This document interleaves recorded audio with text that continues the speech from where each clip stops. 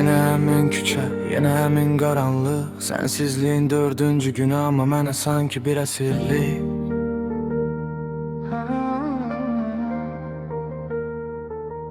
Pəncərədən baxıram, amma arasa tələsir. Amma mənim zamanım sən getdiyin o anda donub qalır. Yoxsan artıq otağımda yalnız ətrin qalıb yadigar. Mən hələ də gözləyirəm, bəlkə qapı döyülər, gələr bahar. Amma çöldə boran qar, qəlbimdə isə fırtına. Bütün xəyallarımızı yıxdın, vurdun məni arxadan. Kürəyimdən sənə canım deyirdim, indi isə adını çəkmə qorxuram. Çünki hər hərf qəlbimi parçalayır, mən hər gün məhv oluram.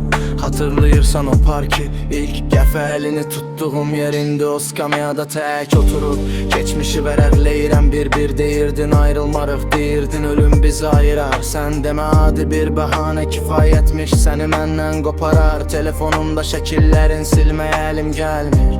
Gözlərinə baxıram, o köhnə baxışlar artıq geri dönmür. Qayıt gəl demirəm, çünki sən özün seçdin bu yolu. Amma bil ki bu ürək hələ də səninlə dolu.